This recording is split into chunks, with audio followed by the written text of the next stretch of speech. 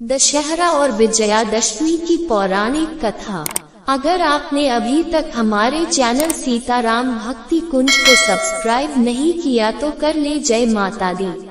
आप सभी का दिन मंगलमय हो। अश्विन माह के कृष्ण पक्ष की दशमी को माता दुर्गा ने महिषासुर का वध किया था और भगवान श्री राम ने दशानन रावण का वध किया था। यह अच्छाई की बुराई पर जीत का दिन था, इसलिए इस दिन दशहरा और विजयादशमी का पर्व मनाया जाता है। यानी इस दिन में आयुध पूजा के साथ माता दुर्गा और श्री राम की पूजा होती है और रात को रावण दहन करके विजयोत्सव मनाया जाता है। दशहरा की कथा। वाल्मीकि रामायण के अनुसार अयोध्या के राजकुमार श्री राम को 14 वर्ष का वनवास हुआ। उनके साथ उनका भाई लक्ष्मण और पत्नी सीता भी वन में रहते थे। एक दिन माता सीता का अपहरण करके रावण अपने देश लंका ले गया था।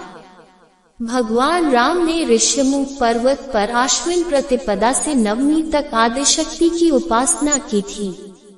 इसके बाद भगवान श्री राम इसी दिन किष्किंधा से लंका के लिए रवाना हो गए। प्रभु श्री राम ने हनुमान, सुग्रीव, जामवंत, अंगद और विभीषण की मदद से लंका पर हमला कर दिया। राम और रावण के बीच भयानक युद्ध हुआ। दशमी के दिन श्री राम ने रावण का वध कर दिया। रावण का वध करने के बाद से ही यह पर्व बुराई पर अच्छाई की जीत की खुशी में मनाया जाता है। विजयादशमी की कथा। रंभासुर का पुत्र था महिषासुर, जो अत्यंत शक्तिशाली था। उसने कठिन तप किया था। ब्रह्मा जी ने प्रकट होकर कहा, वत्स, एक मृत्यु को छोड़कर सब कुछ मान दूं। महिषासुर ने बहुत सोचा और फिर कहा, ठीक है प्रभु। देवता, असुर और मानव किसी से मेरी मृत्यु न हो। किसी स्त्री के हाथ से मेरी मृत्यु निश्चित करने की कृपा करें। ब्रह्मा जी एक वस्तु कहकर अपने लोक चले गए। वर प्राप्त करने के बाद उसने तीनों लोकों पर अपना अधिकार जमा कर त्रिलोकाधिपति बन गया। तब भगवान विष्णु ने सभी देवताओं के साथ मिलकर सबकी आदि कारण भगवती महाशक्ति की आराधना की। सभी देवताओं के शरीर से एक दिव्य तेज निकलकर एक परम सुंदरी स्त्री के रूप में प्रकट हुआ। हिमवान ने भगवती की सवारी के लिए सिंह दिया तथा सभी देवताओं ने अपने अपने अस्त्र शस्त्र महामाया की सेवा में प्रस्तुत किए। भगवती ने देवताओं पर प्रसन्न होकर उन्हें शीघ्र ही महिषासुर के भय से मुक्त करने का आश्वासन दिया। भगवती दुर्गा हिमालय पर पहुंची और अट्टहासपूर्वक घोर गर्जना की। महिषासुर के असुरों के साथ उनका भयंकर युद्ध छिड़ गया। एक एक करके महिषासुर के सभी सेनानी मारे गए। फिर विवश होकर महिषासुर को भी देवी के साथ युद्ध करना पड़ा। महिषासुर ने नाना प्रकार के माइक रूप बनाकर देवी को छल से मारने का प्रयास किया, लेकिन अंत में भगवती ने अपने चक्र से महिषासुर का मस्तक काट दिया।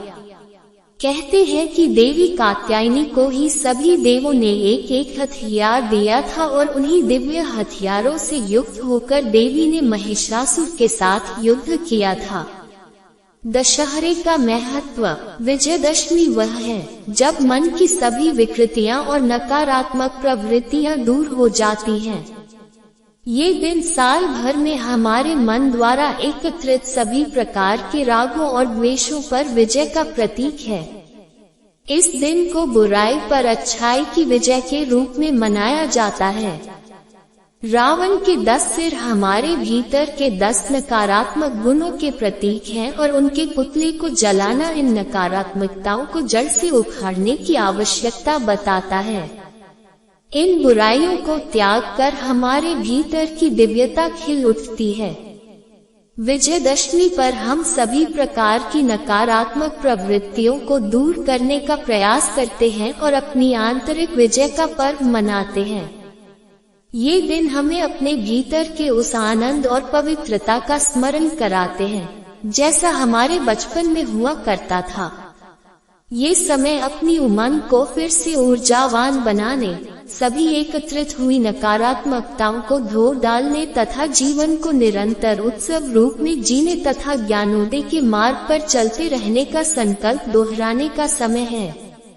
उत्तर भारत में विजयदशमी पर रावण दहन किया जाता है, जो देवी और राम जी के पूर्ण मिलन का प्रतीक है। राम जी की अयोध्या वापसी एक ऐतिहासिक घटना के साथ साथ अपनी आंतरिक विजय का प्रतीक भी है।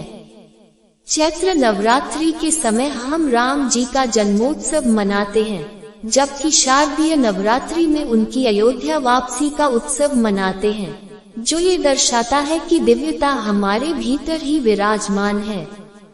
नवरात्रि के इन 9 दिनों में हम महाकाली की पूजा करते हैं, जिन्होंने मधु और कैटभ नामक असुरों को परास्त किया। यह असुर, जो विश्वामित्र विष्णु भगवान के कान के मैल से उत्पन्न हुए थे, राग और द्वेष के रूप में हैं। महाकाली द्वारा उनको पराजित करना हमारे भीतर के संघर्षों पर विजय का प्रतीक है। इसलिए ये दिव्य विजय अर्थात अपने भीतर की नकारात्मक शक्तियों से पार जाकर अपने वास्तविक दिव्य स्वभाव को उजागर करना विजयदशमी के महत्व को समझने के लिए आवश्यक है। ध्यान और उपवास की भूमिका। अपने भीतर इस दैवीय शक्ति को जगाने के लिए हम ध्यान और मंत्र जाप करते हैं। इस समय में सजगता पूर्वक उपवास करना चाहिए। बहुत से लोग उपवास में उच्च स्टार्च युक्त खाद्य पदार्थों जैसे कि आलू और मिठाइयों का सेवन करते हैं, जो हमारी शुद्धिकरण प्रक्रिया में बाधक हो सकते हैं। इनकी अपेक्षा उपवास में हमें हल्के और शीघ्र पचने वाले खाद्य पदार्थों जैसे कि फल और छाछ आदि पर ध्यान देना चाहिए, जो शरीर को शुद्ध करके हमारी चेतना को ऊपर उठाने में सहायता करते हैं। ये प्रक्रिया इस त्योहार के उद्देश्य के अनुरूप भी है, जो कि स्वयं को गहरी आध्यात्मिक अंतर्दृष्टि तथा व्यक्तिगत उत्थान के लिए तैयार करना है।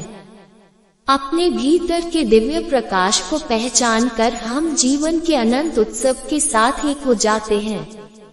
अपने भीतर की नकारात्मकता और चिंताओं पर विजय पाने से हम इस ज्ञान के और निकट आ जाते हैं कि हमारा सच्चा स्वरूप शाश्वत और प्रकाशमान है। विजयदशमी का यही संदेश है कि हम अपने भीतर के वैभव को पहचानें, उसके साथ जुड़े और जीवन के प्रत्येक पल में अपने सर्वोच्च स्वरूप का उत्सव मनाएं।